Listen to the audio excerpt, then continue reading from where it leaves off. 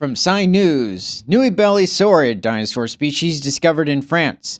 From prehistoric to present, my name is Ethan. This is Creature Guide Live Daily News. You can catch new episodes throughout the day at Creature Guide Live on Rumble and YouTube. And don't miss our documentary commentary on Saturday at 6 p.m. Central on Rumble. Now let's get into the animal news of the day. Let's take a further look into this Abelisaurid.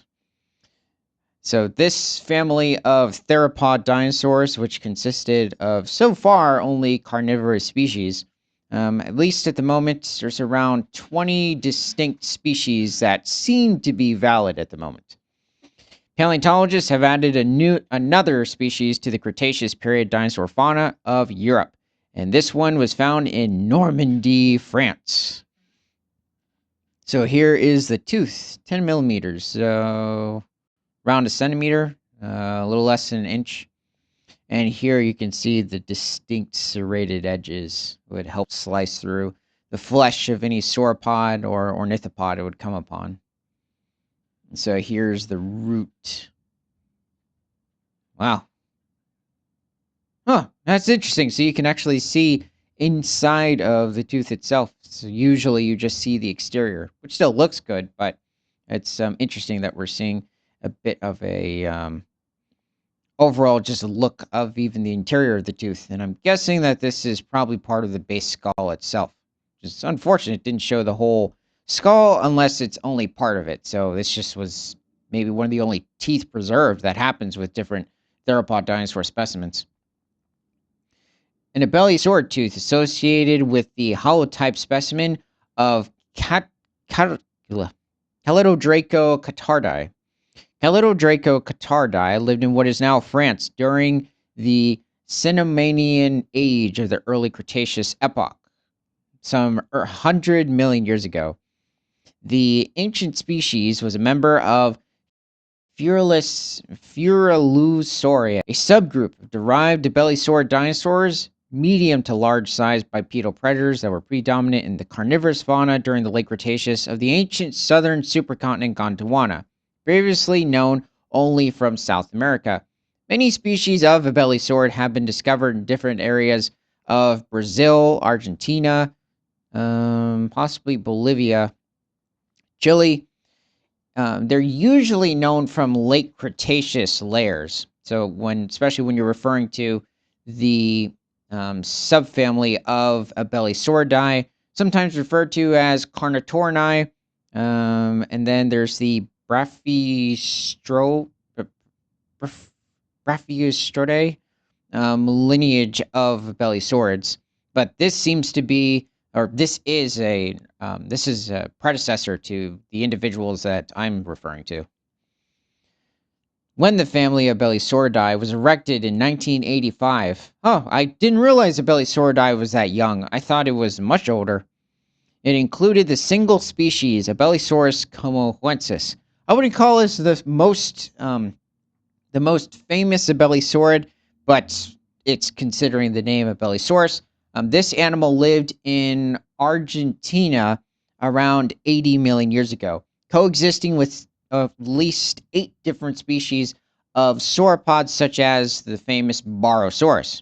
Reason I mention that is at the American Museum of Natural History over in New York City, there's a display with wait a second, is that a Barosaurus I'm thinking of, or another? I might be mixing that up with another species. Let's keep moving. A large carnivorous dinosaur from the Campanian of Patagonia. Wait a second. Huh? Campanian. Okay, I was mixing it up. So that's correct for the Campanian epoch of Patagonia. It's the earlier stages of the epoch within the late Cretaceous. So somewhere between 75 to 83 million years ago. Said Eric Buffetot from PSL Research University and his colleagues. It has since become apparent that the Abelisauridae actually constitute a major radiation of Neoceratosaurian theropods that played an important part in these Cretaceous continental ecosystems of South America, Africa, the Indian subcontinent, so referring to India, Pakistan, that region, and Madagascar. Oh yeah, with the famous Majungasaurus from Madagascar. But Majungasaurus wouldn't appear until somewhere around 69 million years ago over in Madagascar. So it's possible it might have gone extinct just before, like a million or 2 million years before um, the rest of the non-avian dinosaurs went extinct. And by non-avian, I mean those not belonging to the modern day bird family. So also it's mentioning Neoceratosaurian. So many people will, um, well, those that are familiar with certain carnosaurs, which is the large, broad order of theropod dinosaurs in which animals like the Abelisaurid belong to, but as well, more famous Allosaurus from the late Jurassic of Colorado belong to this order of theropods, and the Ceratosaurus, of which there are three distinct species. Um, they are related to the Abelisaurids, like um, the what's your name, Draco, but they're far off in the family tree. But they're somewhat related. Okay, so although the Abelisauridae have a mainly Gondwanan distribution, an Abelisaurid was reported from the late Cretaceous of southern France as early as 1988, and they are now known from Cretaceous localities in several European countries, including France, Spain, Hungary, and the Netherlands. Recent decades, there have been a variety of different species of Abelisaurid that have been discovered in different parts of Europe, not just different parts of Africa and South America. Two blocks containing the fossilized bones and teeth of Dracocardi were unearthed the paleontologist Nicholas Cotard at the foot of the sea cliffs at Saint Juin-Bronaville on the coast of the Pays de Cox in the department of Seine-Maritime, Normandy, northwestern France. So, when looking at the Abelisaurids, they were a medium-sized group of theropod dinosaurs. The largest, it looks like so far, was either, it's a bit of a debate, an African dinosaur named Titanovator, which possibly from the Kemkem Formation of Egypt, and then there is the Pachynemosaurus. Looking at least Pachynemosaurus, this predator reached a length of somewhere around 29 feet and could have weighed a little more than 4 tons. So give or take a few hundred pounds. We don't know so far the size of this individual, unless they haven't come up with an estimate. Two blocks containing the fossilized. Oh, where is that? The glauconitic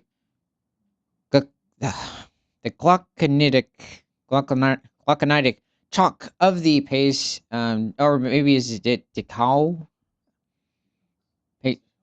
Pays de Cox is a marine deposit, as indicated in the present case by a shark tooth present in the matrix, close to one of the bones in the anterior block, the paleontologist said. Well, hold on a second.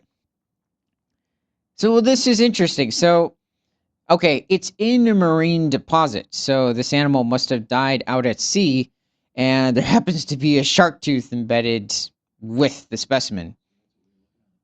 Yeah, so the question is that I don't think that's what we're looking at the pictures. Sharks have very distinct shaped teeth. Even when you're looking at a variety of different families of shark, they all tend to have that unique sort of structure. That looks very theropod-like. It had also just a much thicker frame and that distinct sort of curve. Well, I guess you can really rely off the coloration, but that was not a shark tooth. See, the nearest land where the dinosaur described below probably lived must have been the Armorican Massif, about 100 kilometers to the southwest. The dinosaur specimen must somehow have been carried out to sea, possibly by a stream, after which it must have floated over a fairly long distance until it sank to the bottom. Well, it's nice that none of the marine reptiles took notice of this, and it just simply ended up being well preserved, at least for the tooth, but supposedly there's a bit of the specimen of this whole species in general. The question is, did they just find like an extra toe? Did they find some of the tail vertebra, part of the skull? So far, we don't know. Occurrences of dinosaur remains in marine deposits are rather frequent, although this seems to be the first record from the late Cretaceous chalk of the Paus de Cox, where the only relatively common vertebrate fossils are fish teeth. Jeez, what's with all these? I mean, this occurs with many formations where, especially different groups of the formations, where it's just teeth of different families of or orders of animal are discovered. In this case, the fish, the sharks, the theropods. So far, I'm wondering where the specimens are. The presence of the Furulasaurian Abelisaurid Draco in the Cenomanian of Normandy suggests that the history of the Abelisauridae in Europe was more complex than previously thought. The discovery of Draco shows that dinosaur remains, although exceedingly rare, do occur in the chalk of the Anglo-Paris Basin, and that a careful research for fossil vertebrates in these marine formations can yield surprising and important results. Let's take a look at this. So this is another species of Abelisaurid. I believe this is possibly... This could be Rahasaurus, which is a species of late Cretaceous Abelisaurid that occurred somewhere around 70 to 75 million years ago over in Pakistan and possibly even northwestern India. It also coexisted with different species of sauropod that could reach over 20 tons. This was a smaller species than like the Picodemasaurus that I mentioned earlier. So Rahasaurus reached somewhere around 22 feet in length and might have weighed somewhere around 1.5 to 2 tons. So probably about half the weight of Picodemasaurus. Let's go back. Let's see. So the new species leads to a reassessment of the fossil record of Abelisaurids in Europe, showing that contrary to what could previously be assumed, Mungosaurians were not the only Abelisaurid subgroup present in that geographical area. So the Mungosaurians are what animals such as... not you. This might be Indosuchus. This could be Arctosaurus? I believe it's Arctosaurus.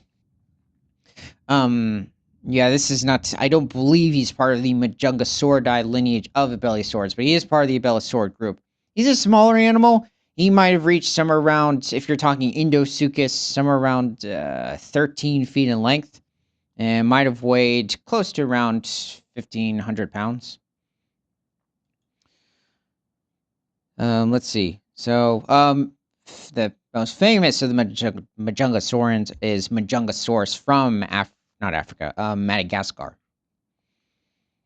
Since Draco apparently belongs to the Furulasauridae, a highly derived clade of Abelisauridae. Draco is one of the earliest known Furulasauridae, and its occurrence in Europe leads to reconsider the biogeographical history of this group of theropods. Hytherido, known from South America. Hytherido referring to a family of the Abelisaurids? I have to figure that out later. Okay, well, this is good to know that we found another species of Abelisaurid over in France. I don't believe it's the first species. Okay. So this is probably the most famous Abelisaurid. So this is Carnotaurus sastri, which is from Argentina. Somewhere around 70 to 75 million years ago was when this animal existed. And yes, the Abelisaurids in general had the smallest arms compared to their body size of any of the theropod dinosaurs. Even when you're looking at the Avamimids over in different parts of Mongolia and China, they still had quite small arms. and with their 1 digit, but for the Abelisaurid, it was worse. So this might be what's this? This might have been what I was trying to refer to earlier. The Arctosaurus. Might be an African species of Abelisaurid. But as you can see, geez, did they even give this individual arms? Yeah, they are. They're right. No, is that it? I can't tell. Looks like a French fry. I mean, technically, like Abelisaurid. Now, if you look at animals like Carnotaurus, they had the most flexible arms of any dinosaur, but really benefit it very much. There's been theories that maybe during the breeding season they might have simply, swayed them around a bit to help impress the female somehow. Um, that's a big question. They did possess 3 fingers. I think there were certain other species that might have possessed an extra finger, but it's a really big question as to what those small arms would have been used for. Very similar with T-Rex or the Tyrannosaurs, the larger species in general. Even the Mononychids. But Tyrannosaur arms were nowhere near as flexible. They were quite limited in locomotion. Anyway, that's it. Let me know in the comments what your favorite species of Abelisaurid or even Carnosaur is in general. So if you love Allosaurus, please let me know. From prehistoric to present, my name is Ethan. This is Creature Guide Live Daily News. You can catch new episodes throughout the day at Creature Guide Live on Rumble and YouTube. And don't miss our documentary commentary on Saturday at 6 p.m. Central on Rumble. And nothing is better than all animals all the time.